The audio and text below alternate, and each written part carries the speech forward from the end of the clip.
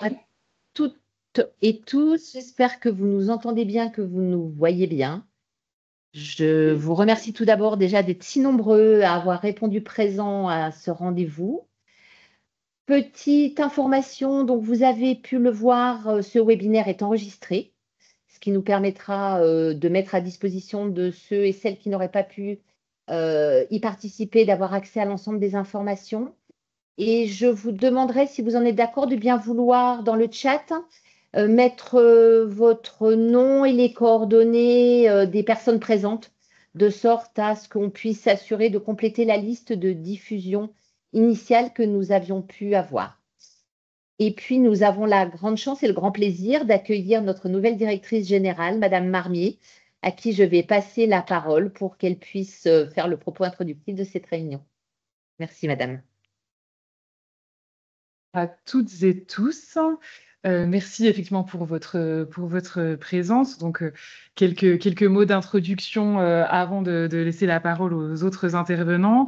Donc, déjà, vous dire que donc moi, j'ai pris mes fonctions très récemment et donc je suis très heureuse de pouvoir vous accueillir et introduire ce séminaire qui est donc co-organisé par donc l'Agence régionale de santé Bourgogne-Franche-Comté et le Centre régional de dépistage néonatal et qui s'adresse donc à l'attention de l'ensemble des professionnels de la périnatalité de notre région, mais on a également des représentants des usagers également, voilà, sur un sujet qui, alors à titre personnel, me tient particulièrement à cœur, mais qui, par ailleurs, est un sujet de santé publique majeur. Peut-être pour rappeler juste quelques éléments en quoi c'est un sujet de santé publique majeur. Donc, le dépistage néonatal, c'est effectivement un des piliers de la prévention dans le champ de la santé publique. Donc, en France, il a été mis en place en 1972 et donc son objectif, vous le savez, c'est bien de détecter le plus précocement possible certaines maladies rares mais graves, souvent d'origine génétique, pour lesquels on peut proposer des traitements, mais qui sont d'autant plus efficaces qu'ils interviennent le plus tôt possible, pour permettre donc la prise en charge la plus rapide possible avant l'apparition des premiers symptômes et ainsi éviter des conséquences souvent irréversibles pour la santé des enfants. Donc, depuis les années 70, donc c'est une dynamique d'évolution constante sur cette thématique. Donc, historiquement porté par l'Association française pour le dépistage et la prévention des handicaps de l'enfant avec ses déclinaisons régionales.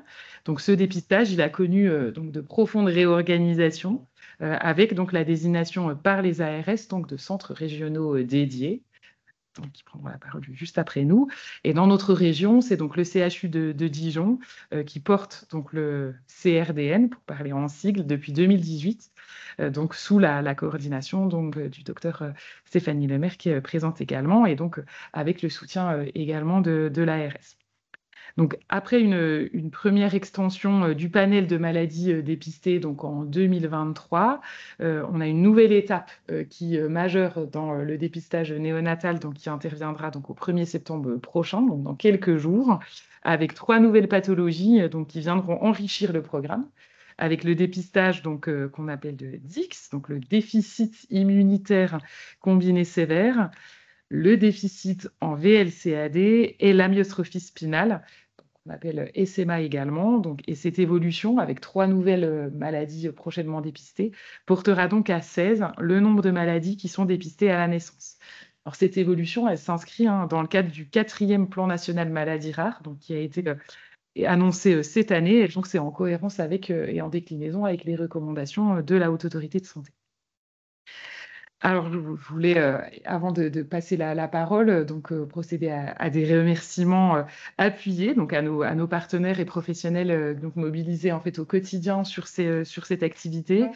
Donc, en premier lieu, remercier donc très chaleureusement le Centre régional de dépistage néonatal, donc avec le professeur Frédéric Huet, juste à ma gauche, et le docteur Stéphanie Lemaire, donc qui porte avec rigueur, compétence et engagement l'organisation du dépistage dans notre région. Et je souhaite également, bien sûr, remercier sincèrement, vous remercier les professionnels de terrain, donc les sages-femmes et les équipes des maternités en général, qui, dès les premières heures de vie, assurent le recueil du prélèvement donc dans des conditions qui sont exigeantes.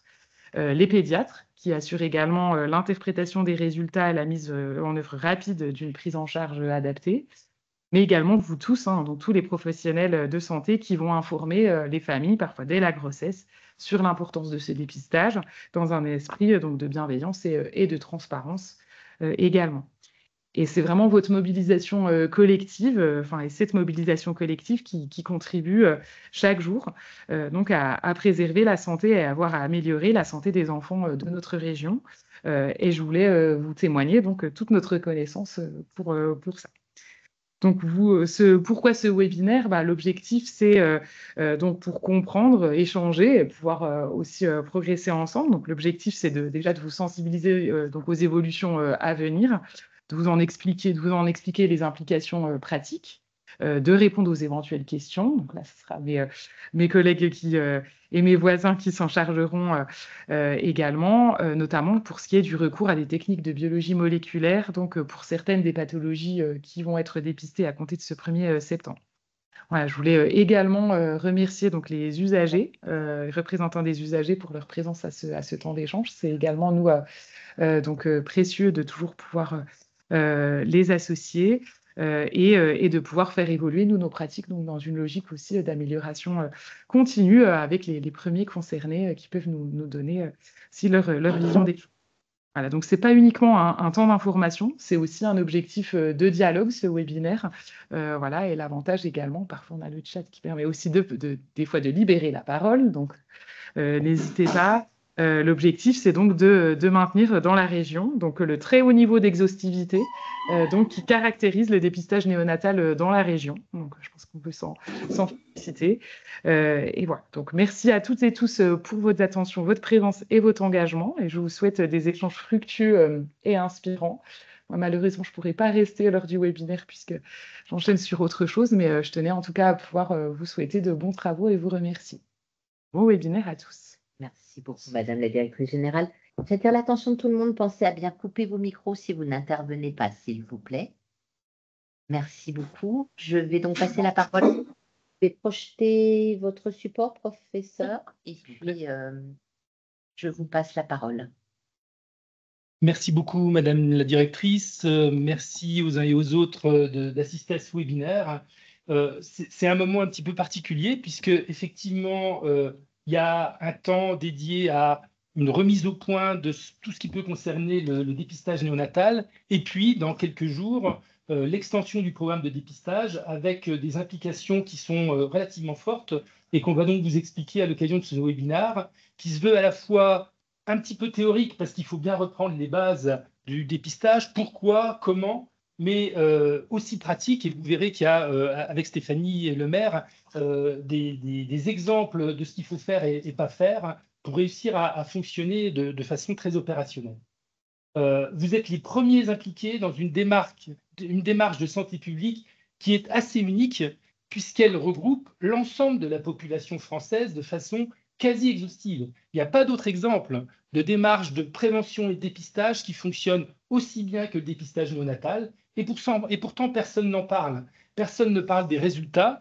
Mais peut-être que c'est parce que ça fonctionne bien, très probablement. Mais je pense qu'il faut souligner votre implication, évidemment un peu la nôtre aussi, et puis toute l'administration autour de ce fonctionnement du dépistage néonatal, pour dire que c'est quelque chose qui fonctionne remarquablement bien. Et je vous montrerai quelques résultats qui témoignent de la capacité qu'on peut avoir à être aussi exhaustif. C'est un exemple unique au monde, hein. La France est le seul État qui coordonne à l'échelon national la totalité du dispositif.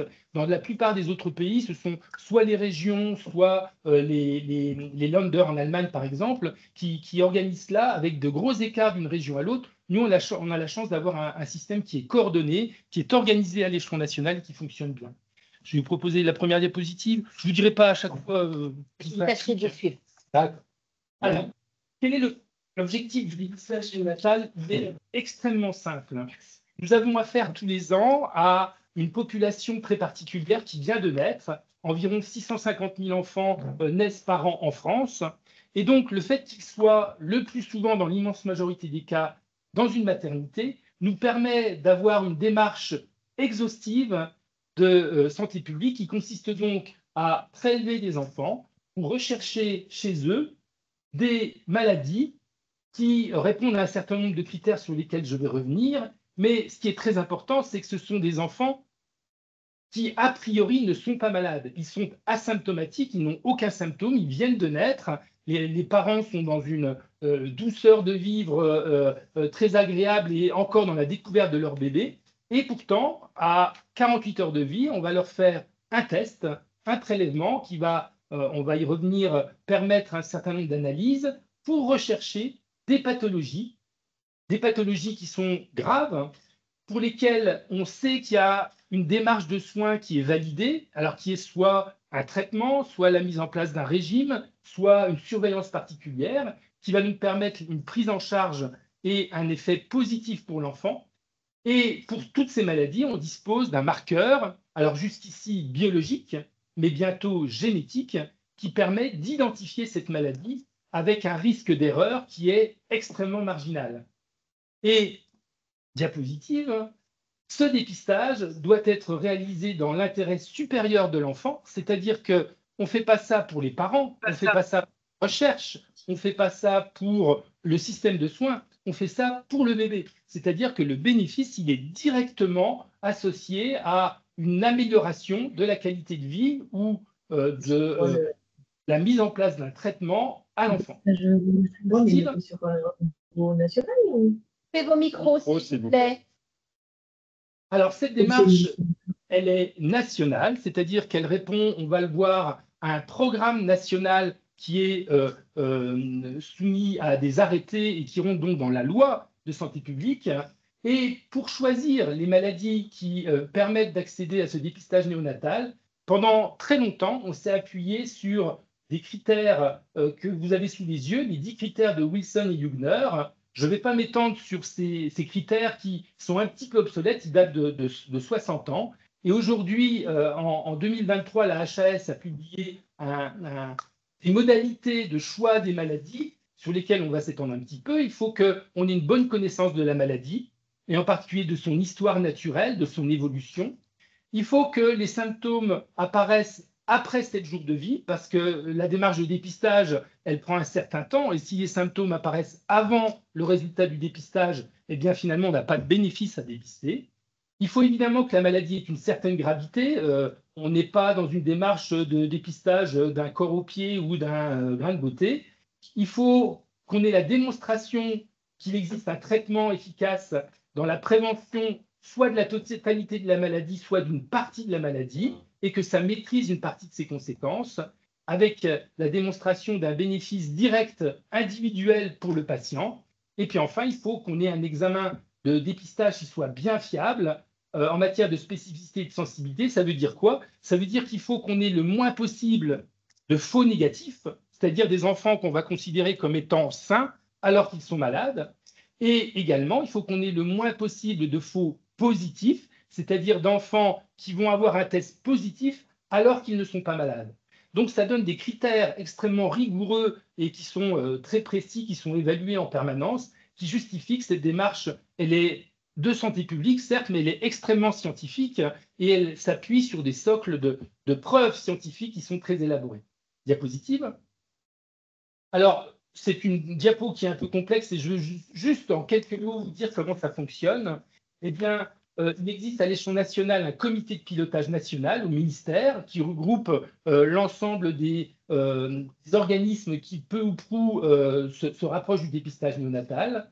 Et ce comité national, eh bien, c'est lui qui organise le Centre national de coordination du dépistage néonatal. C'est donc une équipe installée à Tours qui gère toute l'organisation à l'échelon national du dépistage néonatal. Cette coordination, elle est lourde, elle nécessite des relations directes avec chacune des régions et c'est elle qui met en place les nouveaux dépistages le cas échéant. Et puis enfin, le troisième opérateur de cet organigramme, ce sont les CRDN, tout en bas de la diapositive, donc les centres régionaux de dépistage néonatal. Ce sont eux qui opèrent, c'est-à-dire qui, sur le terrain, gèrent l'ensemble des prélèvements, aident, accompagnent les maternités pour réaliser ces prélèvements et en retour réalisent la totalité des dosages et formulent des résultats positif ou négatif, mais en tout état de cause, c'est grâce au CRDN que le dépistage est réalisé. S'associe à tout ça un certain nombre de commissions sur lesquelles je ne vais pas m'étendre, mais ça vous montre que c'est d'une complexité importante et que tout cela repose sur un dispositif qui doit être bien huilé, bien fonctionner. Diapositive. Alors, il existe, je l'ai dit, un cadre réglementaire pour les dépistages qui sont publiés de façon à établir une égalité nationale autour du dépistage néonatal. Donc, ce n'est pas juste une démarche ponctuelle ici ou là. Un enfant qui naisse dans la région de Bourgogne, à Dunkerque ou à Perpignan, aura droit et aura accès exactement aux mêmes choses, avec les mêmes maladies dépistées, dans un fonctionnement qui est très organisé. Et il s'agit d'un dépistage qui est systématique. Ça veut dire quoi? Ça veut dire qu'il doit être systématiquement proposé à tous les bébés à la naissance, quelles que soient ses conditions de naissance, son terme, son poids, son lieu de naissance, qu'il soit dans une maternité, un service public, privé ou à domicile. Tous les bébés qui naissent en France ont accès à ce dépistage néonatal, et ce, de façon obligatoire. Par contre, ce qui n'est pas obligatoire, c'est la réalisation du test. Les parents ont la possibilité de refuser ce dépistage. On y reviendra dans quelques diapos sur cette problématique. Donc, ce qui est obligatoire, c'est de donner l'information, d'expliquer pourquoi et comment on dépiste, et évidemment de répondre aux questions des parents qui, en finalité, sont les seuls à accepter ou refuser le dépistage néonatal. On ne peut pas l'imposer, il n'en est absolument pas question. Donc, ce n'est pas un dépistage obligatoire. Ce qui est obligatoire, c'est l'information transmise aux parents. L'arrêté que vous aviez sous les yeux juste avant, formule la liste des maladies qui sont dépistées. Et donc, vous voyez qu'en fonction de l'actualité, vous avez sous les yeux l'arrêté de 2018, l'arrêté de 2022. Et donc, tout récemment, un arrêté a proposé et mis en place le dépistage de 3 nouvelles maladies. On va y revenir dans quelques instants. Alors, pour vous rappeler un tout petit peu l'historique, diapo, l'évolution du programme de dépistage en France, Madame la directrice de l'agence l'a dit tout à l'heure, le premier dépistage de 1972, la phénylcétonurie. En 1978, l'hypothyroïdie congénitale, ça ce sont des choses que vous connaissez bien. En 1989, la drépanocytose qui a été instaurée dans les DOM-TOM. Et puis en 1995, la drépanocytose est venue s'installer en métropole, mais uniquement pour les populations à risque. Et pendant des années, vous avez géré cette difficulté d'avoir à sélectionner, entre guillemets, les populations à risque. Donc pendant 30 ans, nous avons dû gérer ce dépistage ciblé à certaines populations. Et en même temps est arrivé le dépistage de l'hyperplasie surrénale congénitale. En 2002, le dépistage de la mucoviscidose, avec une particularité, c'est que cette maladie, à l'époque, n'avait pas de traitement et donc ne répondait pas au canon habituel des maladies à dépister qui imposait d'avoir un traitement, mais il y avait des protocoles de soins, la mise en place d'un réseau de soins à l'échelon national qui a justifié la mise en place du dépistage de la mucoviscidose, et 20 ans plus tard, on ne le regrette évidemment pas. En 2014, une autre originalité, c'est l'apparition d'un dépistage non biologique, mais d'un dépistage fonctionnel, qui est le dépistage de la surdité profonde congénitale. Et donc, ça fait 10 ans que les uns et les autres, vous nous aidez à dépister les bébés présentant une surdité. En 2020, nouvelle révolution, la mise en place d'un nouvel outil de biologie qui permet de faire un dépistage de masse. Et quand je dis de masse, ça veut dire à la fois en nombre d'enfants, mais également en nombre de maladies. Et donc, en 2020, on a mis en place le dépistage du déficit en bêta-oxydation des acides gras à chaîne moyenne, donc le déficit en MCAD. Et puis, 4 ans plus tard, diapo, 7 nouvelles maladies métaboliques sont venues s'installer avec le même dispositif, le même matériel biologique. Et donc, ce sont des maladies extrêmement rares. Je ne vais pas revenir sur cette liste. Ce sont des maladies à la fois très sévères, très complexes, mais pour lesquelles il y a une certaine urgence à faire le dépistage, car la plupart des enfants non dépistés se retrouvent dans des situations de maladies graves et en réanimation pour la plupart d'entre eux. Donc, grâce à cette technologie de spectromasse en tandem, eh bien, on a pu mettre en place ce dépistage des 7 maladies métaboliques. Et puis enfin, l'actualité toute récente, c'est à l'automne 2024, la généralisation du dépistage de la drépanocytose. Donc, on ne vous demande plus de filtrer, de sélectionner les bébés à risque, et l'ensemble de la population française, qu'on soit issu du Morvan ou de la Bretagne profonde, tous les bébés sont dépistés dans les mêmes conditions pour la drépanocytose. Diapositive. Alors, un mot sur les refus du dépistage. Stéphanie reviendra tout à l'heure dans votre quotidien pour voir comment gérer ces dépistages.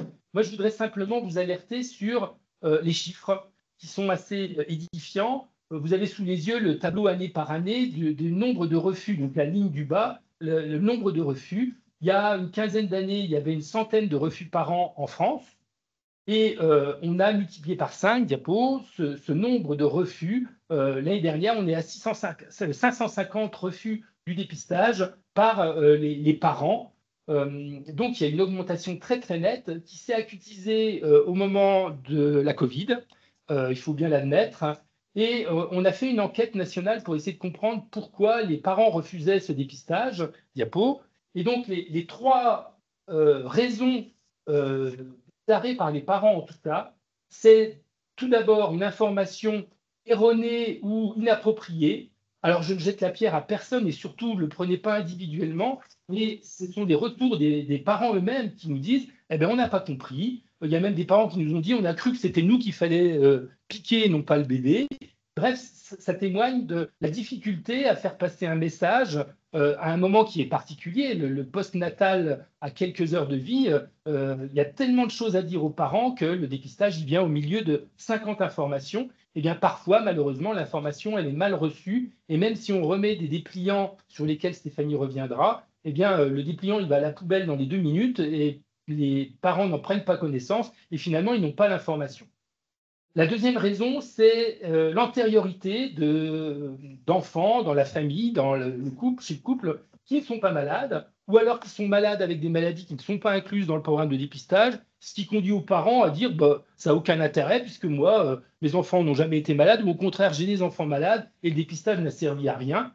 Alors effectivement, ça arrive pour des maladies qui ne sont pas dans le programme de dépistage, mais ça ne justifie pas de refuser le dépistage en tant que tel.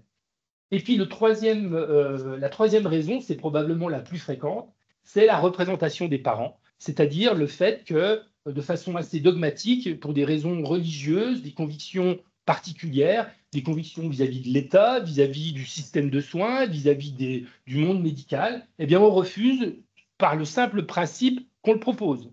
Et c'est le même problème avec la vaccination, c'est le même problème avec d'autres problèmes de santé publique. Malheureusement, chez cette troisième ligne, c'est extrêmement difficile de convaincre parce que les gens arrivent avec une décision ferme et qui n'est pas réfléchie, qui est anticipée mais mal réfléchie et qui conduit à un refus pour les parents et malheureusement au détriment de l'enfant. Ils ont le droit de refuser. C'est parfaitement adapté dans le texte de loi et Stéphanie vous montrera la procédure à suivre en cas de refus. Diapositive. Alors quand même, je voulais passer 2-3 diapos pour vous montrer que ça marche. Ça marche.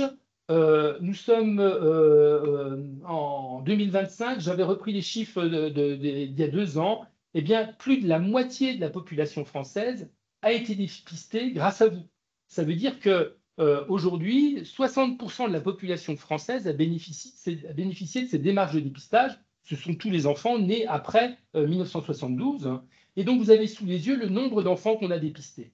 Alors, à l'échelon d'une maternité ou d'un médecin, ça ne représente pas grand-chose, mais figurez-vous qu'on a dépisté près de 2500 phénylcétonuries, près de 10 000 hypothyroïdies congénitales, plus de 3 000 mucoviscidoses et plus de 11 000 drépanocytoses. Là, ce sont des chiffres qui parlent. Ça veut dire qu'on a sauvé des vies et qu'à l'échelon national, ça représente des chiffres très impressionnants. Diapositive.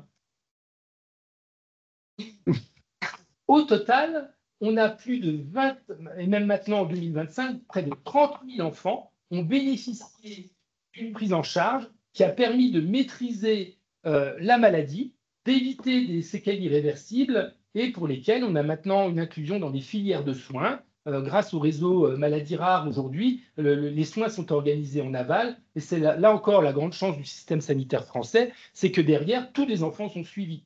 Vous allez aux États-Unis, où ils dépistent beaucoup plus de maladies que nous, mais 30% des enfants dépistés ne sont pas suivis. Ils ne bénéficient d'aucun soin alors qu'on sait qu'ils sont malades. Notre système sanitaire, il organise à la fois le dépistage et en aval la prise en charge des enfants. Diapositive.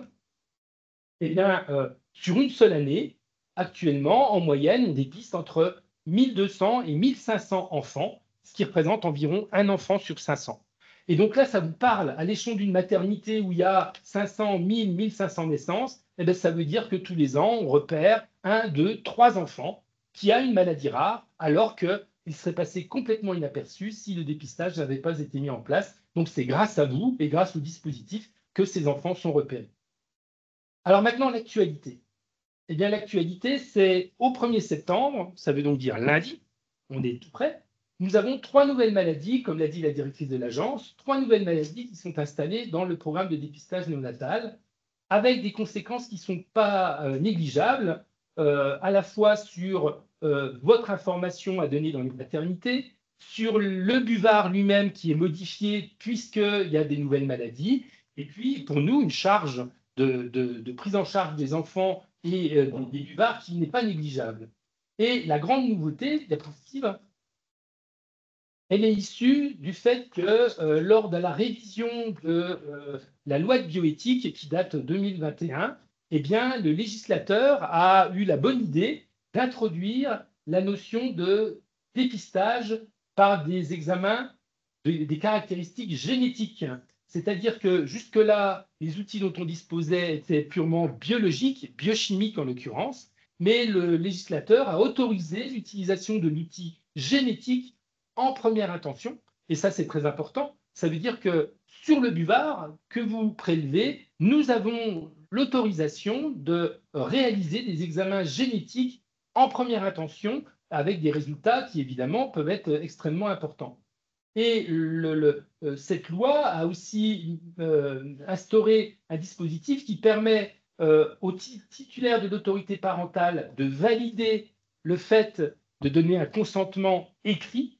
Là, il faut absolument respecter ce caractère écrit du consentement, alors que quand c'est de la biochimie, il y a besoin simplement d'un consentement oral. Et donc, on va insister à plusieurs reprises avec Stéphanie sur la nécessité impérieuse pour vous de vérifier avant l'envoi du carton vers le CRDN que la totalité des cases ont été cochées et ne pas se contenter de la signature, mais également de vérifier qu'une des cases autorisant ou n'autorisant pas a été cochée. Parce que sinon, ça va être, vous allez le voir, une charge pour vous et pour nous de devoir remonter jusqu'aux parents pour obtenir le consentement. Donc vraiment, c'était déjà très important avant, mais ça l'est encore plus maintenant, d'avoir la vérification que sur le carton, la case autorisons ou n'autorisons pas est bien cochée et qu'au moins un des deux parents a signé le carton. Sinon, on ne peut rien faire et on va être obligé de vous rappeler et de reprélever l'enfant pour pouvoir obtenir ce dépistage. Alors, on vous montrera la façon dont on a procédé pour améliorer le dispositif. Diapositive. Alors, quelques mots sur ces deux maladies, sur les deux principales maladies que sont la myotrophie spinale infantile d'une part et les déficits immunitaires combinés sévères. Vous avez probablement déjà entendu parler de cette maladie absolument dramatique qu'est la myotrophie spinale infantile. C'est une maladie génétique autosomique récessive qui entraîne progressivement, au fil du temps, une dégénérescence des motoneurones de la colonne antérieure de la moelle. Qu'est-ce que ça veut dire? Eh bien, ça veut dire que l'ordre central cérébral de mobiliser tel ou tel muscle strié, eh bien, n'est plus fonctionnel parce que la connexion entre le cerveau et le muscle ne fonctionne pas, et donc l'ordre n'est pas maîtrisé et le muscle ne fonctionne pas. Et donc, cette dégénérescence irréversible aboutit à un retentissement absolument dramatique chez le bébé, avec un pronostic vital qui est mis en jeu dans les premiers mois de vie. Et il existe des formes un peu différentes, 4 types de SMA, avec des séquelles motrices, nutritionnelles, des atteintes multisystémiques, digestives, respiratoires, et malheureusement, un décès qui est inexorable dans les 2 premières années de vie, malgré des soins menés au mieux. Diapositive. Allez-y, allez-y.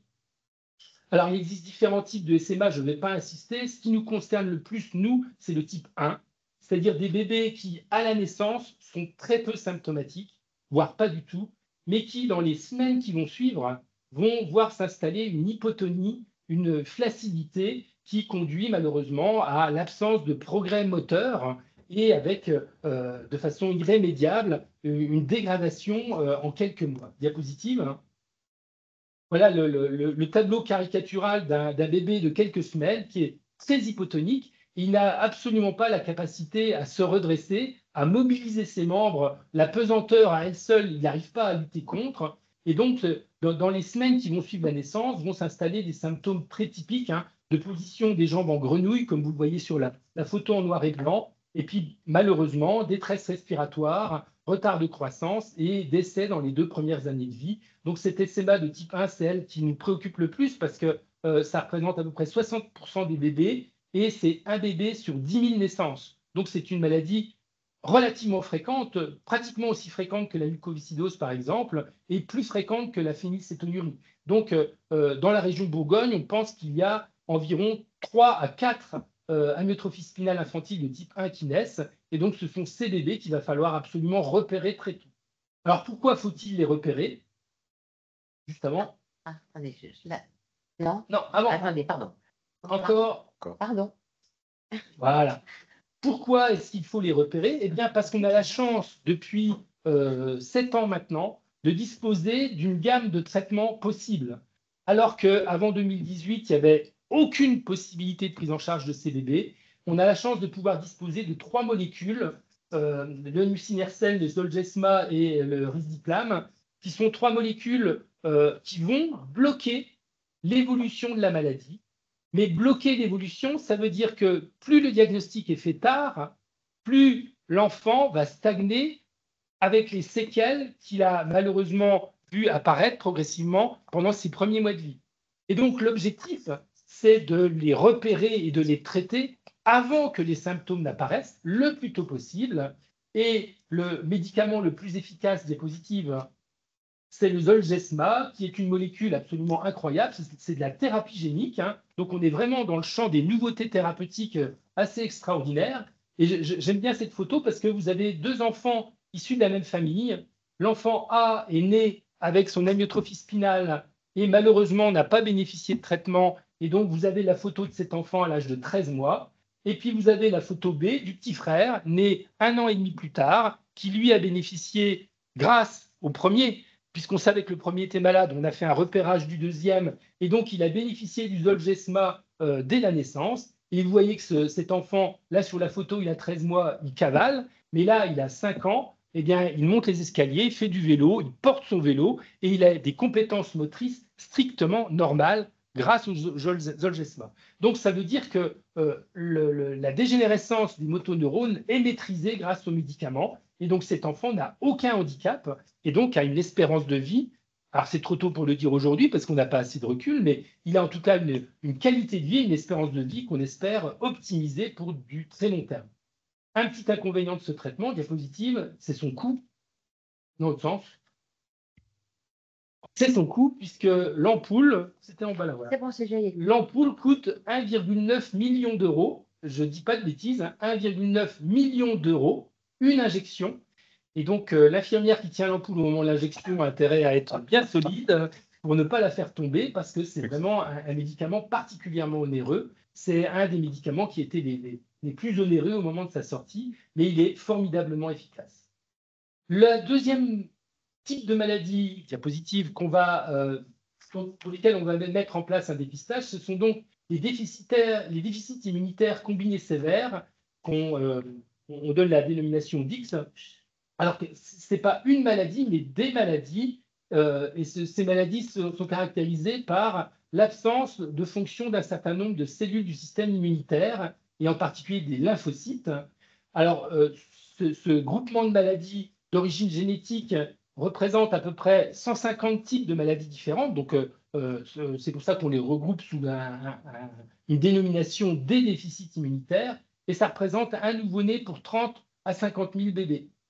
La problématique de ces enfants, c'est qu'ils n'ont pas d'immunité opérationnelle efficace, Et donc, dès les premières semaines de vie, ils vont développer des infections opportunistes, souvent très sévères, avec des champignons et avec des bactéries qui sont très vite résistantes et qui aboutissent malheureusement à des situations ingérables sur le plan infectieux et avec des décès prématurés inexorables.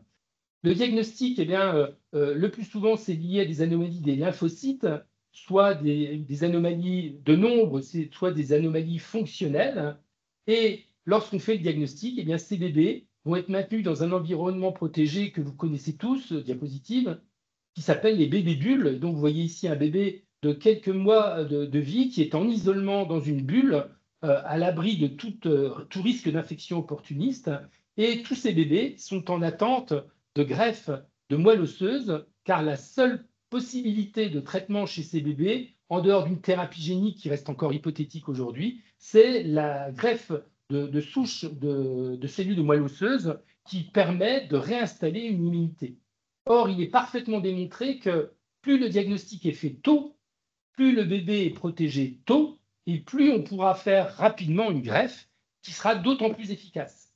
Et donc, diapositive, l'objectif de ce dépistage, c'est de repérer ces bébés avant 21 jours de vie pour pouvoir les mettre dans un programme d'isolement et de transplantation médulaire qui leur permettra d'avoir une vie la plus normale possible.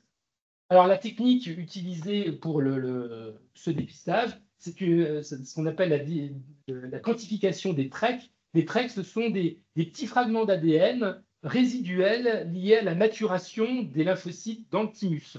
Donc, ce n'est pas tout à fait de la biologie moléculaire, ça y ressemble beaucoup, mais ça n'en est pas.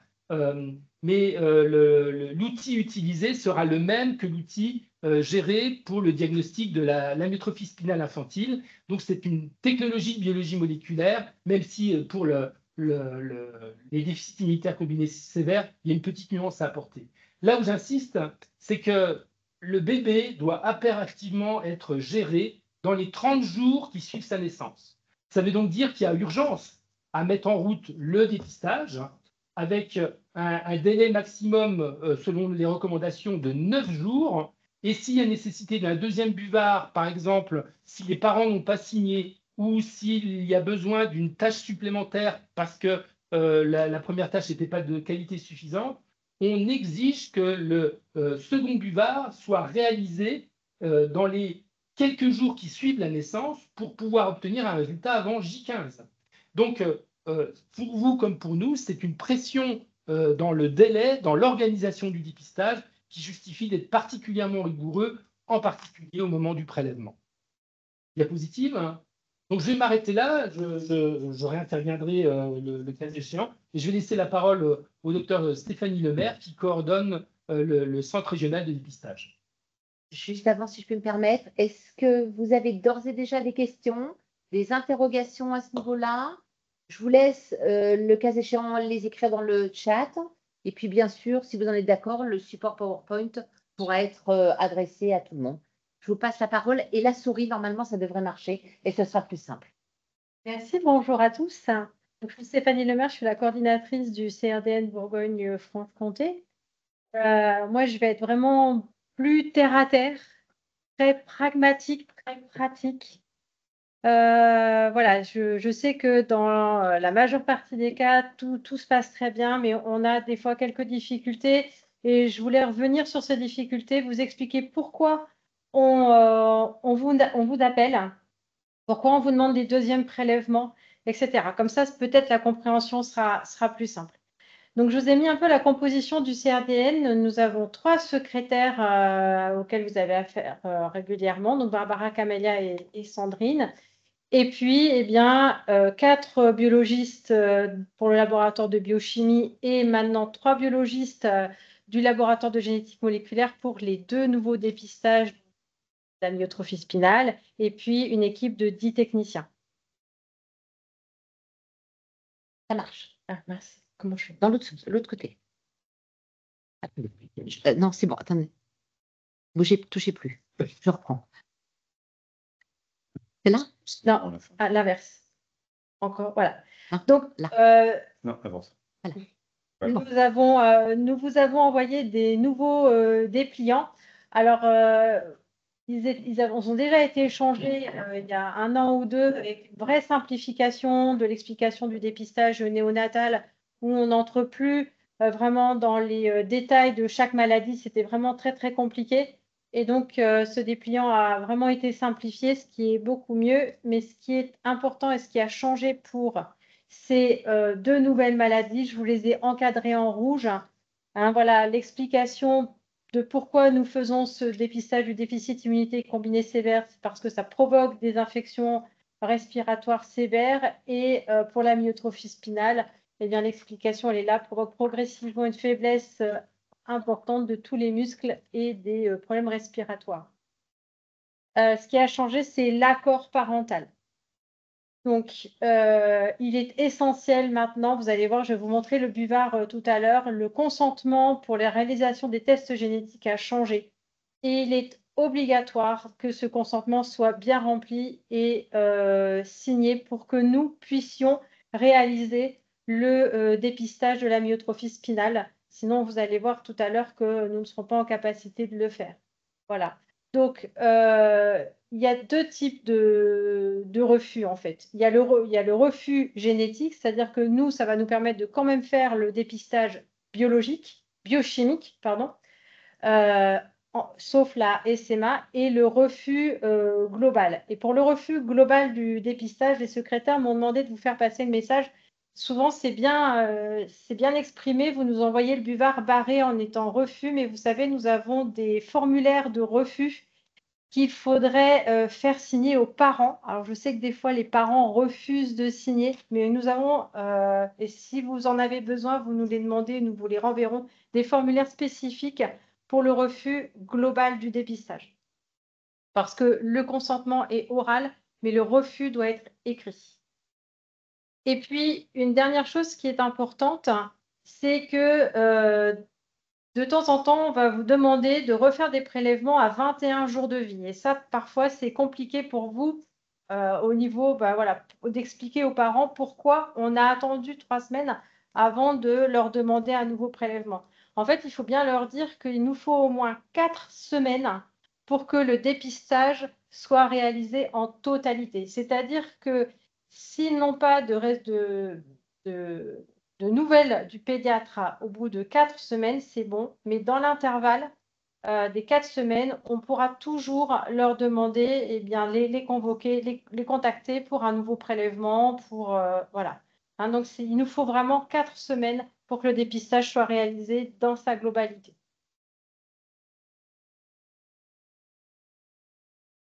Alors, nous vous avons aussi envoyé donc, dans les maternités ces nouvelles affiches. Voilà, donc vous pouvez les afficher. Je ne sais pas si vous l'avez fait, si vous les avez reçus. Si vous ne les avez pas reçus, eh bien pareil, contactez-nous, nous essaierons de vous en renvoyer. Donc ce sont des affiches qui ont été, qui sont nationales hein, et qui ont été réalisées par le CNCD. Et puis nous avons ce nouveau buvard de prélèvement. Qui a été réalisé spécifiquement pour les 2 nouveaux dépistages, donc DISC et SMA. Ces buvards, alors je l'ai mis à chaque fois que vous allez voir ce buvard, il est à utiliser impérativement dès le 1er septembre.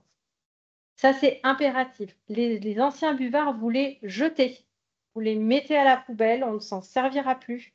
Il faut vraiment utiliser les nouveaux buvards que nous vous avons envoyés dès maintenant, je vous dirais. Hein, mais par contre, vraiment, faites bien le tour des tiroirs, vraiment jetez tous les anciens buvards. J'y reviendrai après sur comment remplir ces buvards et ce qui est important pour nous. Et c'est pour ça que des fois, on vous embête, on vous rappelle, parce qu'on n'a pas tous les éléments dont nous avons besoin. Alors ça, c'est le recto. Et ça, c'est le verso. Et en fait, c'est ça qui est important. C'est ce nouveau consentement ici de génétique. Parce que jusqu'à présent, le consentement génétique était vraiment spécifique au dépistage de la mucoviscidose et c'était bien indiqué que c'était pour le dépistage de la mucoviscidose. Ici, si vous regardez ce consentement, c'est un consentement pour un dépistage des maladies génétiques.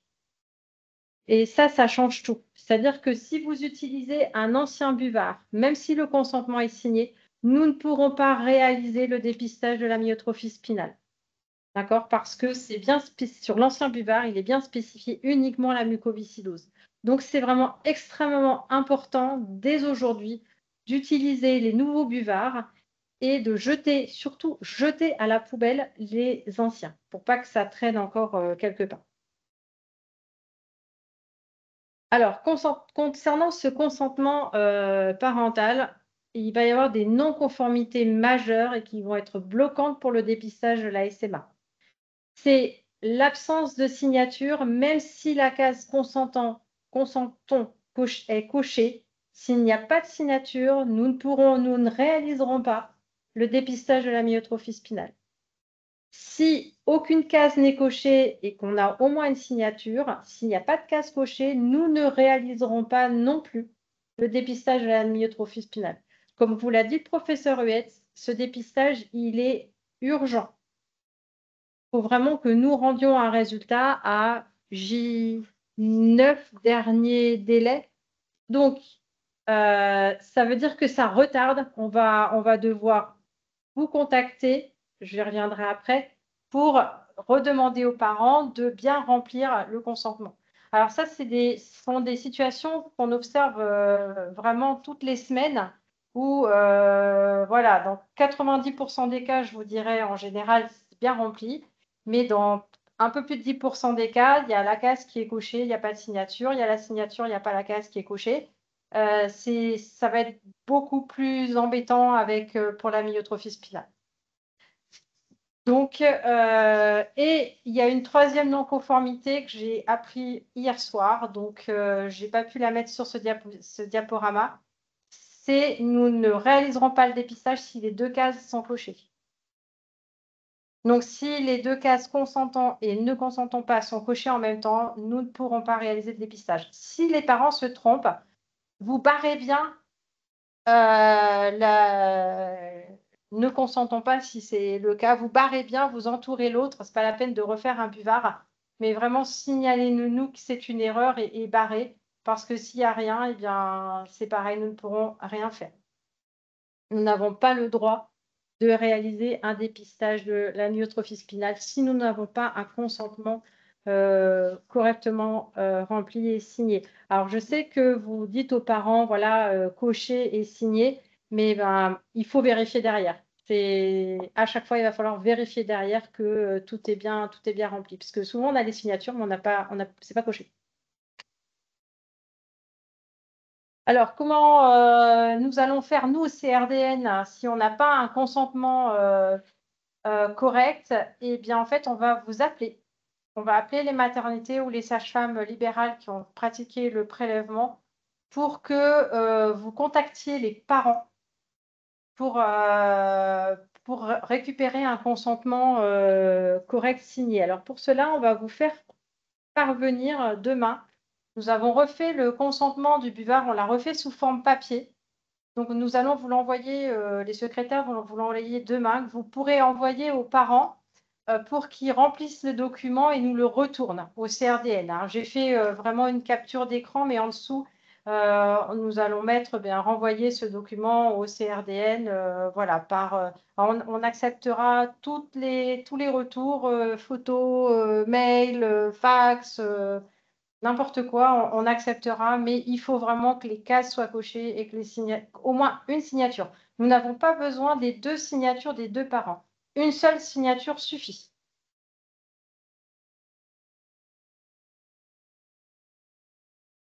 Alors, il y a le problème des enfants nés sous le secret.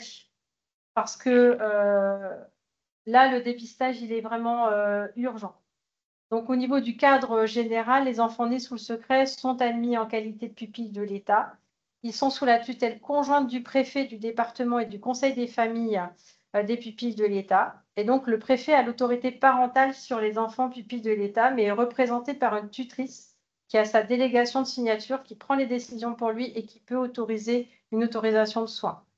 Donc, en pratique, en fait, il faut que donc la maternité fait la déclaration juridique d'état civil, qu'elle contacte le correspondant du Conseil national d'accès aux origines personnelles pour déclarer la naissance sous le secret et demander une autorisation de soins. Hein, et normalement, la préfecture délivre l'autorisation de soins valable à compter de la date de naissance. Et donc, il faut que dans chaque maternité, vous ayez déjà identifié les interlocuteurs habilités à signer cette autorisation pour réaliser le test génétique dans les délais les plus brefs. Voilà. Normalement, je crois que dans chacune de vos maternités, c'est la loi hein, qui le prévoit, vous devez avoir la connaissance de votre Voilà. correspondant CNAOP. La loi le prévoit comme tel, hormis erreur de ma part, mais je crois que c'est ça. Si ce n'est pas le cas, il faut le faire. Si ce n'est pas le cas, il il faut faire la démarche, oui. Alors, on va rentrer dans les de pratico-pratiques pour les bonnes pratiques du dépistage néonatal. Donc là, ce n'est pas du tout spécifique à SMA et au disque. J'ai vraiment voulu profiter de ce webinaire pour revoir un peu toutes ces bonnes pratiques et vous expliquer pourquoi on vous appelle régulièrement. Alors, le prélèvement, il y a eu un arrêté qui a été publié en 2024 qui a changé les heures de prélèvement. À l'heure actuelle, il est préconisé de réaliser le prélèvement à 48 heures et non plus à 72 heures après la naissance. D'accord? Donc, il est maintenant, voilà, il est préconisé de le réaliser plutôt à 48 heures. Par contre, c'est au moins 48 heures. Tout prélèvement réalisé avant 48 heures sera refusé et l'enfant devra être reprélevé. Ça, j'insiste, hein, c'est pas, on n'est pas à 1 heure près, c'est la loi, c'est comme ça. Hein. Donc, privilégiez un prélèvement à 48 heures après la naissance, mais ne le faites pas avant 48 heures. Il faut envoyer chaque jour les buvards au CRDN. Si vous n'en avez qu'un, ce n'est pas grave, vous l'envoyez. Surtout, ne pas attendre d'avoir plusieurs buvards pour faire l'envoi. En sachant que, vous savez que nous sommes revenus, heureusement, à un système de transport des buvards par la poste, que nous nous sommes enfin débarrassés de Chronopost, mais que le délai moyen de transport, c'est 3 jours.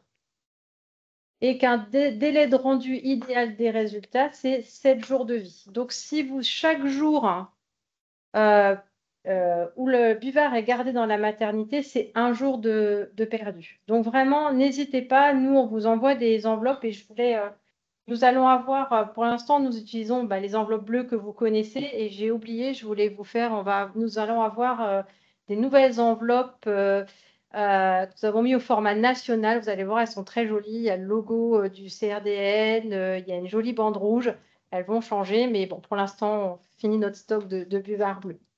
D'accord? Donc, il faut vraiment, même un buvard, ce n'est pas grave, utiliser les enveloppes. Et puis, une fois que les buvards arrivent au CRDN, eh bien, le secrétariat du CRDN transmet les buvards aux 2 laboratoires. Il faut savoir que nous réalisons les tests tous les jours ouvrés. Ça, c'est juste pour vous montrer. Alors, j'ai mis les numéros des maternités, donc chaque maternité pourra voir où elle se situe. Mais vous voyez qu'on n'est pas.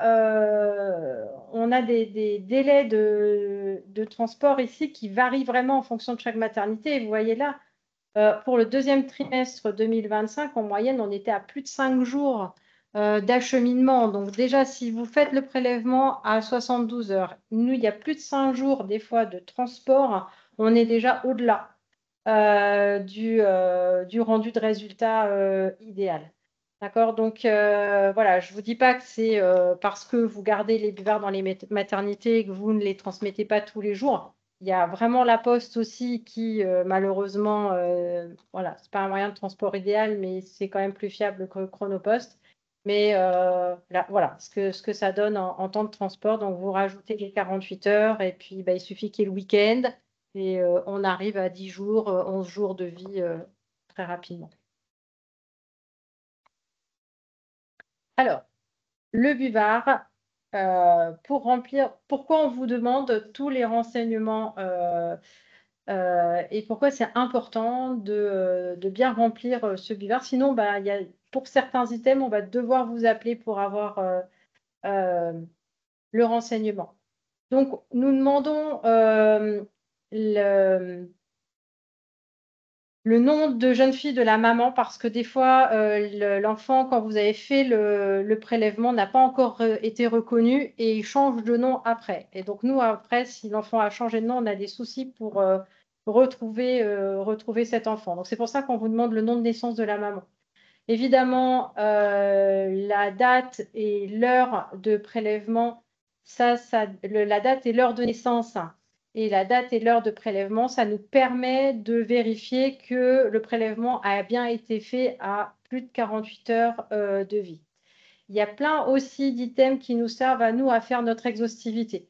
Vous savez qu'on réalise une exhaustivité pour vérifier que tous les enfants qui sont nés dans toutes les maternités de Bourgogne-Franche-Comté, mais aussi à domicile, ont bien eu un prélèvement et s'ils n'ont pas eu de prélèvement, pourquoi? Donc ça, c'est vraiment un travail qui est très, très fastidieux et c'est vrai que si tous les items ne sont pas remplis, ça complique notre travail. Voilà, tout ce qui est aussi le lieu de prélèvement, ça nous aide aussi de savoir si l'enfant a été prélevé à la maternité, s'il a été prélevé dans un autre service en néonat, par exemple, quand on doit redemander un renseignement ou redemander un prélèvement, etc. On indique, nous, quand on appelle les pédiatres, on dit, bah, là, il est en néonat, là, il n'est pas rentré, là, il est rentré chez lui. Enfin, voilà, ça nous aide vraiment à optimiser les rappels. Ce que j'ai entouré en rouge ici, ça a changé aussi parce qu'avec la généralisation du dépistage de la drépanocytose, on n'a plus nouveau-né à risque de drépanocytose, oui, non, mais on a transfusion de globules rouges et si oui, la date. C'est extrêmement important parce que si ce n'est pas rempli, eh bien, nous allons vous appeler. D'ailleurs, on le fait déjà, vous le savez. Alors, quelquefois, quand on fait l'analyse, on a un doute au niveau biologique, on ne sait pas, on a un doute. Et puis, voilà, donc si vous ne les remplissez, vous pouvez nous mettre non, si vous voulez aussi. Vous aurez moins d'appels et nous, eh bien, ça sera plus simple aussi pour nous. Donc ça, c'est vraiment important de nous le signaler si l'enfant a été transfusé et la date de la dernière transfusion. Ça, c'est aussi très, très important.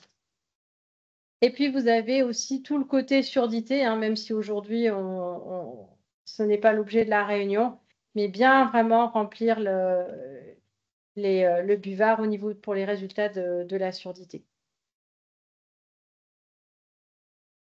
Alors, pourquoi je fais juste un petit aparté sur le terme de naissance, qui est extrêmement important pour nous, parce que pour un dépistage en particulier, celui de l'hyperplasie congénitale des surrénales, le seuil d'action est en fonction du terme de naissance.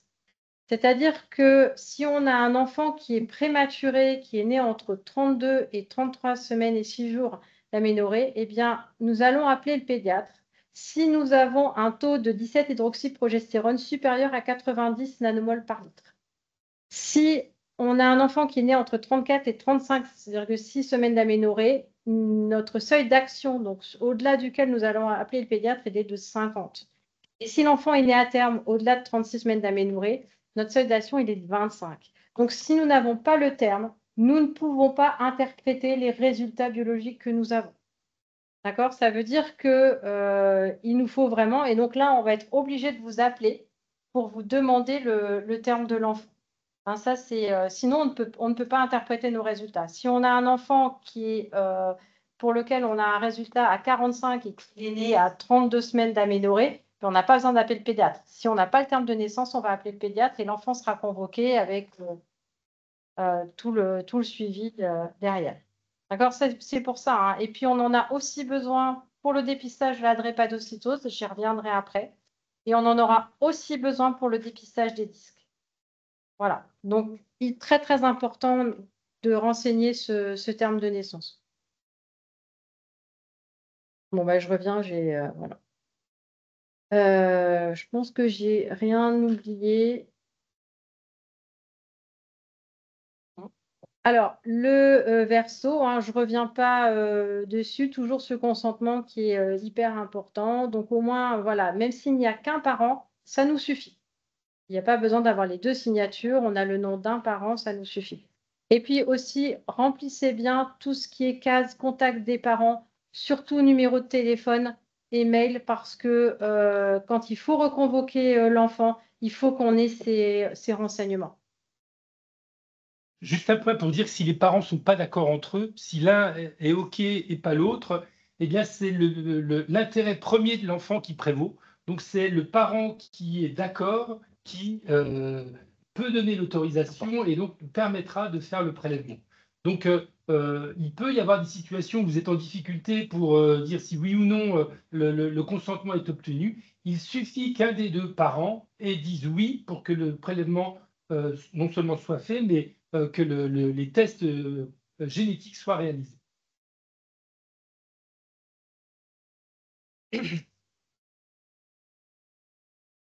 Alors, une autre chose aussi, faites attention, il y a des dates de péremption qui sont inscrites sur les buvards. Il est vraiment indispensable régulièrement de revoir vos stocks de buvards et de jeter les vieux buvards, hein. Je vous ai entouré, voilà, sur les nouveaux buvards. Ils se situent au niveau des ronds, des taches de sang. Voilà, vous avez des dates de péremption et on refuse quand même, quand on a des buvards qui datent de 2 ans, on refuse le prélèvement.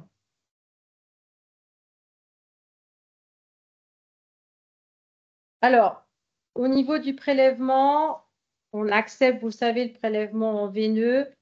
Il y a quand même, il ne faut jamais déposer sur le buvard du sang qui est issu d'un tube violet, EDTA, ou d'un tube vert, hépariné, parce que il y a une interférence de l'EDTA et de l'héparine avec les techniques de dosage. Et ça nous donne des résultats pour la 17, pour l'hyperplasie faussement positif et pour l'hypothyroïdie faussement négatif, ce qui est extrêmement embêtant. Et puis, attention, en cas de nutrition parentérale, on a eu le cas la semaine dernière où en fait le prélèvement il a été fait à côté de la perf. On avait des taux d'acide aminé qui étaient monstrueux. Et on a vu tout de suite qu'il y avait un souci. On a redemandé un prélèvement et on a expliqué pourquoi. Et ça s'est bien passé après. Alors, je vais insister sur la qualité du prélèvement. Juste pour vous dire qu'on a quand même, nous aussi, vu l'évolution des jeunes parents, c'est que ce qui est quand même dommage, c'est qu'ils acceptent le premier prélèvement et qu'après, si le prélèvement, bien, il n'est pas conforme, il n'est pas suffisant, eh bien, ils refusent le deuxième prélèvement. Moi, avant l'été, j'ai passé 20 minutes avec un papa pour lui expliquer que c'était important de faire le deuxième prélèvement. Et en fait, c'est pas, je pense que vous êtes confronté aussi à ça, c'est que moi, il m'a dit, mon enfant a souffert, il a pleuré. Et ils ne veulent pas recommencer. Donc, c'est vrai que le moins de reprélèvements, c'est possible, c'est quand même mieux, et pour vous, et pour nous. Donc, il faut vraiment déposer le sang de façon continue et que le sang traverse bien le papier buvard. Et vous voyez, je vous ai mis une photo idéale recto-verso. Voilà, mais il faut vraiment que le sang traverse. Il ne faut pas que vous fassiez un premier, vous imprégniez le recto du buvard et puis que vous retourniez le buvard et puis que vous réimprégniez le verso. Non, il faut vraiment que ça soit en continu et que le sang traverse véritablement le buvard et on laisse sécher 3 heures au moins à température ambiante, loin d'une source de chaleur. Alors, je vous ai mis des prélèvements non conformes qu'on a qu'on a eu au laboratoire. Bon, là, c'est le sang laqué, les globules rouges ont explosé. Là, c'est un buvard qui a pris l'eau. Alors ça, voilà, les petites touches comme ça, les petits dépôts successifs, on ne peut rien en faire. Là, c'est un buvard qui n'a pas été laissé sécher suffisamment longtemps. Et puis là, bien, c'est un dépôt insuffisant avec des taches qui n'ont pas traversé. Surtout, les petits dépôts successifs, éviter les surcharges aussi des buvards. C'est pour ça que c'est important de faire le prélèvement et de le faire en continu et pas de faire des dépôts et de surcharger en me disant, ah bah là, non, ça n'a pas bien traversé et je retourne le buvard et je surcharge. Là, on ne l'acceptera pas. En fait, on le voit, nous, quand les buvards arrivent au laboratoire et ça sera considéré comme non technicable et ça nécessitera un prélèvement. Alors, aussi, il nous faut quand même pas mal de matériel hein, parce que vous voyez qu'on a besoin quand même de plusieurs tâches. Une tâche pour l'hypothyroïdie, une tâche pour l'hyperplasie, une tâche pour la mucoviscidose, une tâche pour les maladies métaboliques, donc pour les 9 maladies métaboliques, une tâche ça suffit. Une tâche pour la drépanocytose, une tâche pour disque SMA puisque les deux dépistages se font en même temps. Mais lorsque nous devons retester le bébé, je vous montrerai des exemples d'algorithmes après, on les reteste en double. Donc, il nous faut 2 poinçons, des fois pour une ou deux maladies.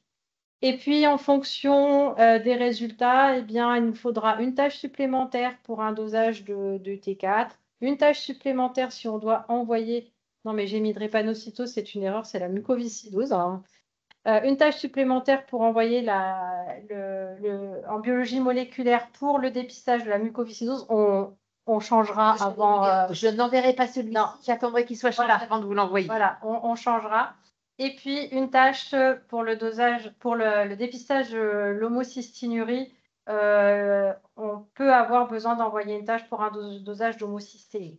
Ce qui fait que dans l'idéal, c'est la première ligne. Ça, c'est le buvard idéal, des tâches voilà, bien remplies et des tâches qui ont bien traversé.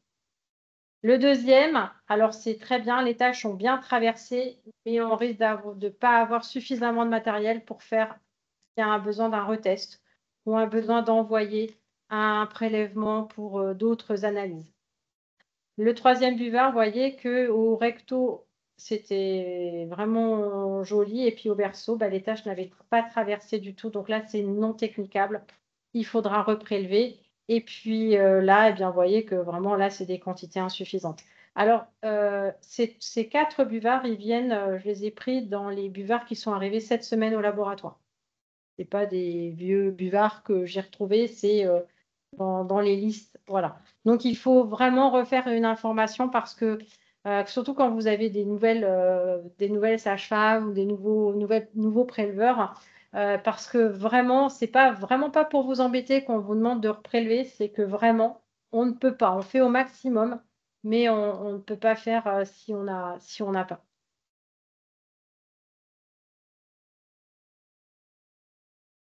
Alors, il y a des situations particulières.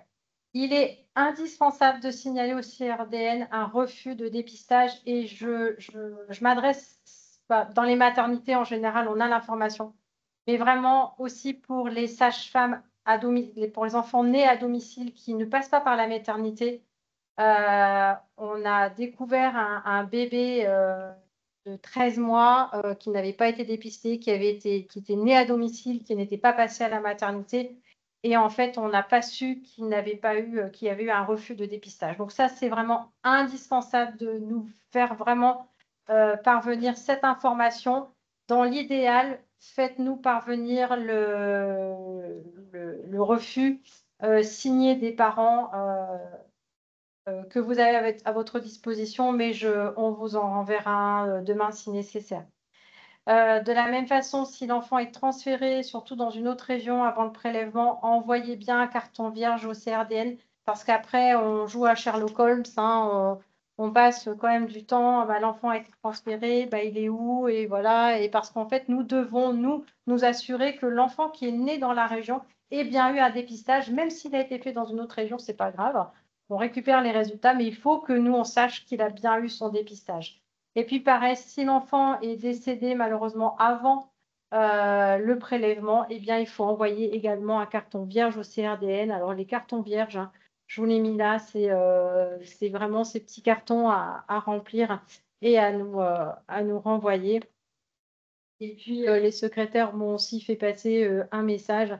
Si jamais voilà, vous n'avez pas rempli les résultats des tests de surdité, il existe des cartons vierges pour les résultats de la surdité. Il suffit de les remplir et de nous les envoyer également.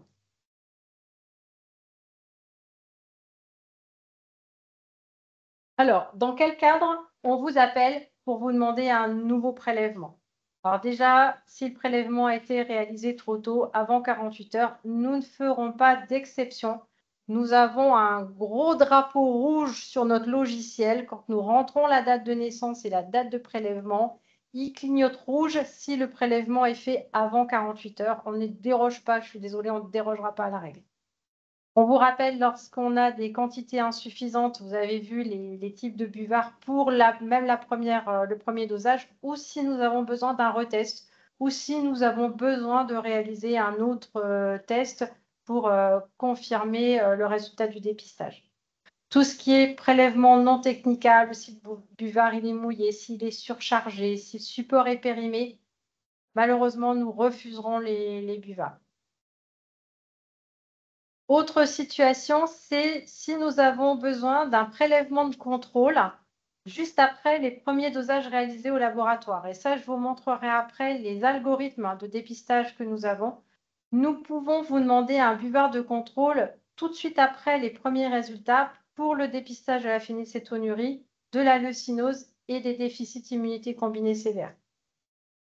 Nous pouvons également avoir besoin d'un prélèvement de contrôle réalisé à 21 jours de vie pour 2 pathologies, la mucoviscidose et le déficit en carnitine. Et puis, on vous demandera des prélèvements, mais là, à 3 mois, si l'enfant a eu une transfusion pour le dépistage de la drépanocytose, ou un prélèvement juste avant la maternité pour le dépistage de la drépanocytose si l'enfant était très prématuré au moment du prélèvement. Mais je vais revenir sur ces prélèvements de contrôle. En fait, c'est vrai qu'il n'est pas évident pour vous de rappeler les parents, alors quand il n'y a pas assez, quand le prélèvement n'est pas correct, c'est facile à expliquer. Voilà, mais de temps en temps, nous, selon notre algorithme, on a besoin d'un prélèvement de contrôle. Ça, c'est l'algorithme national, hein. Ce sont des algorithmes nationaux. Tout le monde en France utilise les mêmes algorithmes avec les mêmes seuils. Pour la phénylcétonurie, comme ça, vous comprendrez un peu le principe de dépistage. On fait un premier dosage et puis on a ce que nous, on appelle nos seuils de retest.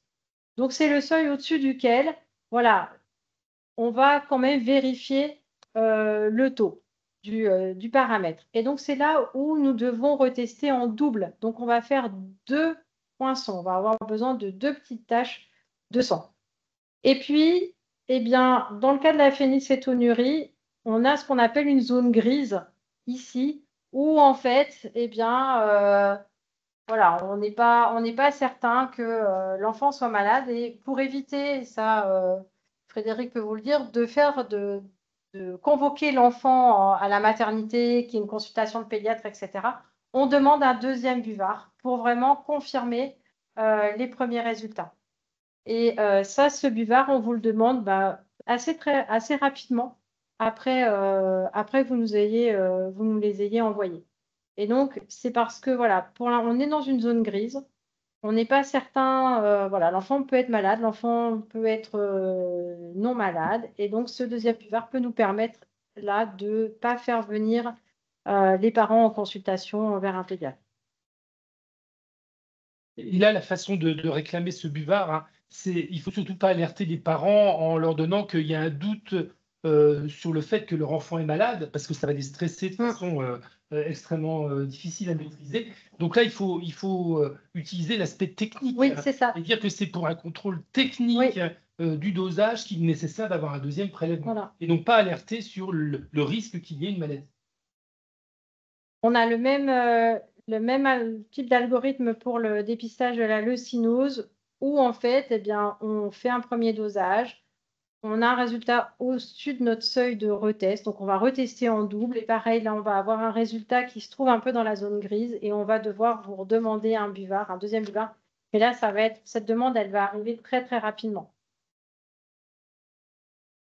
C'est une situation très rare, hein. Quantitativement, ça fait très peu de risques Oui. d'avoir ce Non. type de situation par maternité. Voilà. Et puis, pour les disques, on pourrait être amené à demander un deuxième buvard en cas d'un premier test qui va être anormal, mais dans le cas des enfants prématurés.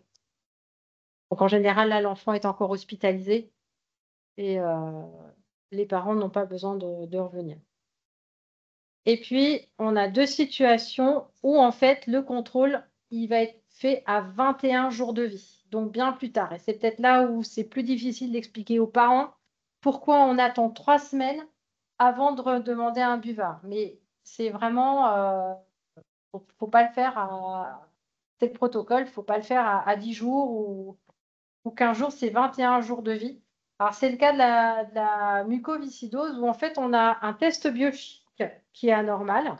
Et comme vous l'a dit Frédéric avant, on a besoin d'un test génétique pour vraiment confirmer le dépistage biochimique.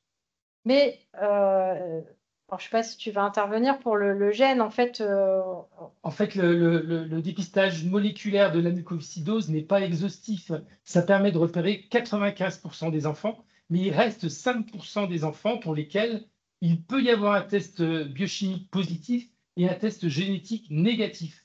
Et dans ce cas-là, on vous demande de faire un nouveau prélèvement à J21 et on refait un contrôle biochimique. Donc, on redose la trypsine immunoréactive avec un seuil particulier. Et si ce test est à nouveau au-dessus des seuils, là, on convoque l'enfant chez nous au CRCM et on avise les parents. Mais donc, ce test de J21, il est totalement prévu dans l'algorithme dans les situations où la génétique ne permet pas de conclure, alors que la biochimie était douteuse. Donc, on a besoin d'un deuxième prélèvement à une date bien précise, puisque les normes de la trypsine sont connues à J21. Et donc, c'est à ce moment qu'on peut faire le deuxième test biochimique.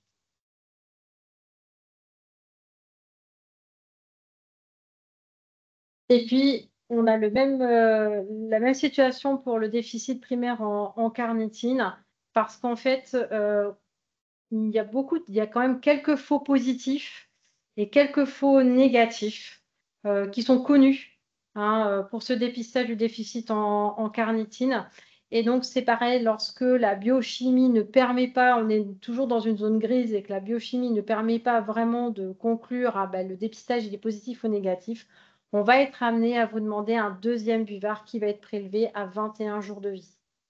Alors là, pour l'explication donnée aux parents, parce que c'est compliqué, je sais pas, est-ce qu'on... Là, le problème, c'est que si vous les orientez vers le risque d'une maladie, ça va nécessiter derrière une consultation médicale et les explications à donner là deviennent très spécialisées. Donc, c'est difficile d'imaginer que à 3 semaines de vie, on évoque l'hypothèse que l'enfant soit malade. Et donc, c'est surtout une hypothèse de validation du résultat qui nécessite un deuxième prélèvement. Donc, il faut évoquer la nécessité de valider la première procédure par un deuxième prélèvement. Et c'est pour ça qu'il est important de bien leur signaler que sinon, il faut bien 4 semaines pour, s'ils n'ont pas de nouvelles au bout de 4 semaines, ils peuvent considérer que leur enfant n'est pas malade, mais qu'on peut très bien leur demander de refaire un prélèvement jusqu'à 3 semaines de vie. C'est pour ça que les 4 semaines, c'est vraiment important de leur préciser au départ qu'ils ne soient pas complètement paniqués quand vous demandez un prélèvement à 21 jours de vie.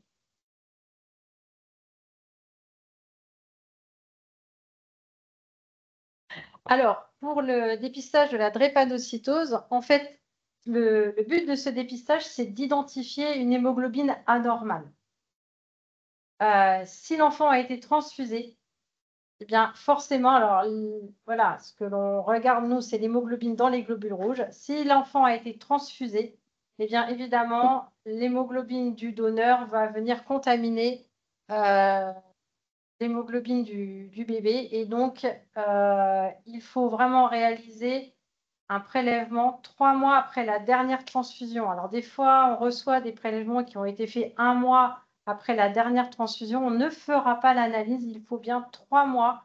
En fait, il faut 3 mois pour que les globules rouges du donneur ne soit plus présent dans la circulation de l'enfant.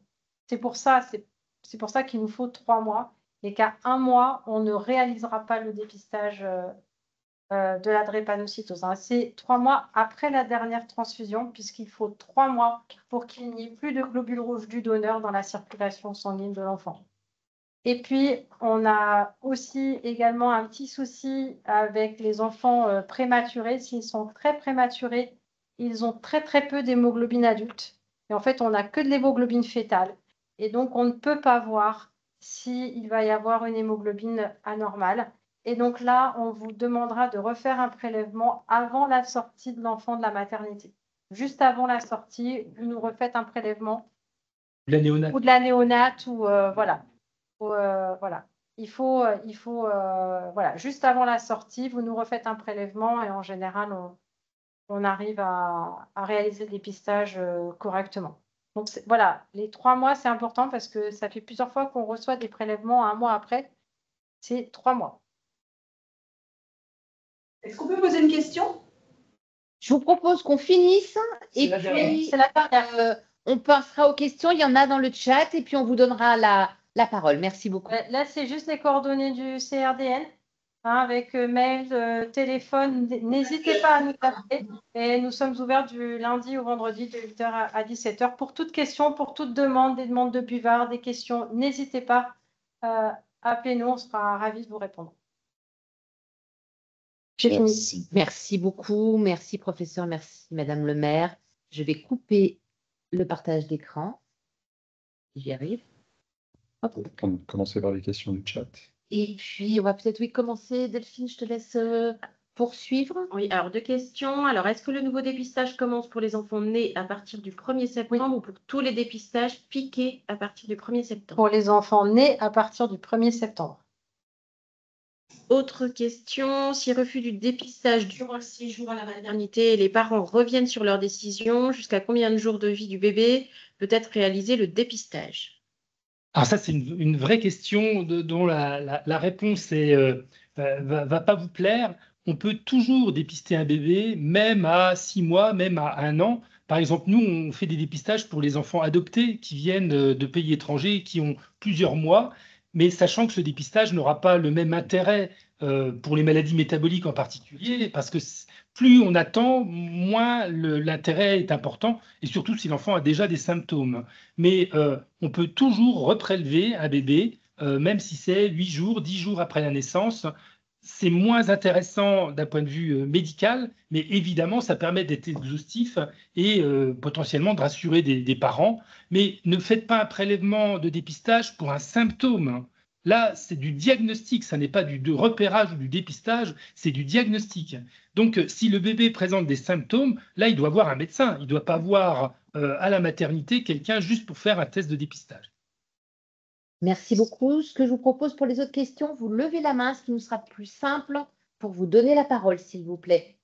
Alors, je vois Dol, je vois le doigt levé de Dol. Allez-y. Bonjour. C'est par rapport à la dernière question sur les prémas, sur reprélever un buvard. Vous disiez les grands prémas, vous allez jusqu'à quel terme pour qu'on refasse un buvard pour la drépano? On n'a pas de terme, en fait, c'est en fonction de ce qu'on voit au niveau de l'analyse. Ok, c'est vous qui allez nous dire s'il y a besoin d'en refaire un avant la sortie. C'est ça, parce que en fait, le taux d'hémoglobine A, il varie d'un enfant à un autre. Il n'y a pas de règle. Donc, en fait, on peut avoir besoin de reprélever un bébé qui est né à 28 semaines et un à 27 semaines, on n'aura pas besoin. Donc, c'est nous qui allons voir en fonction du résultat de l'analyse. Parfait, c'est compris. Merci. Y a-t-il d'autres questions? Non. J'ai vu une main. Photo, oui. Ah, c'est Chalon. Chalon. Je les reconnais même dans les jeux d'ombre à Chalon. Dans le noir. Désolée, Oui, vous êtes masqué. On voulait juste évoquer les problèmes de niche. La première, c'est les enfants nés sous X, puisqu'on a une discrète difficulté à la maternité, c'est que notre correspondant responsable de CNAOP refuse de faire les certificats de naissance avant le 5e jour. Donc, on n'a pas le certificat de naissance, donc ça repousse quasiment le prélèvement à à la première semaine. Oh là là. Alors, moi, j'ai eu l'équipe de néonates là en parallèle. Mm. L'équipe, elles disent qu'elles font quand même le prélèvement entre J2 et J3 et elles font pas de signature et elles vous mettent dessus bébé né sous le secret. Et dans ce cas-là, on aura besoin néanmoins de la signature pour C'est ça, pouvoir pour faire la signature. dans un Donc, il deuxième faudra temps. attendre, quoi. Ben, n'attendez pas, envoyez-nous le buvard. Mm. Dès qu'il est fait, etc., vous nous l'envoyez. Vous n'attendez pas la signature et vous nous envoyez par mail le document signé. Le document signé. Comme ça, au moins, on gagne 2-3 jours de transport. D'accord. D'accord, oui, on fait le document signé à part et on vous À envoie part. le buvard. D'accord. Ah oui. Dès Oui, oui. qu'il est fait, vous nous l'envoyez, comme ça, on ne perd pas de temps. Mhm. D'accord. D'accord. Le Et principe, deux- c'est l'intérêt premier de l'enfant, c'est-à-dire que faut Oui, tout oui. mettre. Si c'est une question de délai, d'attente, eh ben on prélève quand même et puis on compense D'accord. le côté administratif secondairement. Parce que vous pouvez nous l'envoyer par email, le consentement. Oui, oui, Oui, oui, oui. bien sûr. Comme ça, D'accord. on ne perd pas de temps. Mhm. D'accord. Et juste pour info, si au cas où ça vous arrive, mais j'ai été en congé, je suis la cadre de néonate. On m'avait posé sur mon bureau des buvards avec un petit post-it en disant c'est les buvards pour le 1er septembre. Et en fait, je viens de m'apercevoir que j'ai reçu les anciens. Donc, on vient d'appeler en parallèle d'être vers vous au niveau du centre. Et oui, il y a eu une erreur et on nous a renvoyé début août des anciens. Donc, j'ai pas du tout les nouveaux buvards. Ah bah, je vais vous les faire par Chronopost aujourd'hui. Oui, oui, normalement, elle doit nous les envoyer. Mais alors, je vais me dépanner à la maternité. Mais au cas où, si ça arrive sur d'autres centres, que vous le sachiez. Enfin, voilà. Oui, non, c'est bon. Voilà. Vérifiez Oui, les uns les autres que vous Bon, avez voilà, les c'est ça. bons. Mais vérifiez que ce Voilà. pas les bons buvards. Oui, oui. Merci beaucoup. Bon, je Est-ce me que je permets peux, de je peux en profiter pour une dernière niche, même si ce n'est pas totalement le dépistage sanguin d'aujourd'hui, c'est sur l'audition. Chez les enfants nés à domicile, dont les sages-femmes font le dépistage sanguin, elles ne font pas le dépistage auditif puisqu'elles n'ont pas les appareils. C'est bien convenu que ce dépistage, il est obligatoire et totalement pris en charge. Donc, si elles viennent secondairement à l'hôpital, on ne refacture pas ce dépistage. Non. On est non, d'accord. Oui, tout à fait. On ne peut pas le refacturer. On ne peut C'est pas le le refacturer. Hein, on est C'est d'accord. le troisième contrôle qui va bientôt faire l'objet d'une facturation. L'arrêté est en cours d'écriture.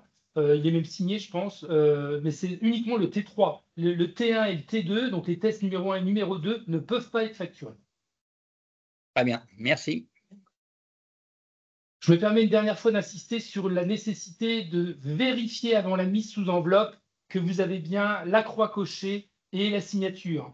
Ce serait dramatique pour un enfant d'être dépisté pour l'amyotrophie spinale infantile trop tard par rapport au délai de 15 jours de vie, puisque le Zolgensma qui coûte une fortune, vous l'avez vu, près de 2 millions d'euros, mais recevoir le Zolgensma trop tard, c'est insupportable. Ça veut dire que notre système de santé n'est pas adapté pour une simple question d'une signature qui n'a pas été contrôlée. Donc, vraiment, il faut que ce soit pour vous la routine de valider la qualité administrative du test avant la mise sous enveloppe et l'envoi. Sinon, on va perdre 2, 3, 4 jours et c'est catastrophique pour le bébé.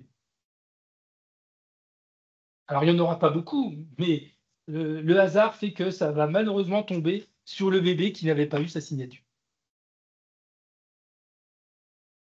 Y a-t-il d'autres interventions avant que je passe la parole à Delphine Durand, ma collègue à côté de moi, pour vous parler des perspectives et des projets dans lesquels nous souhaiterions pouvoir vous engager?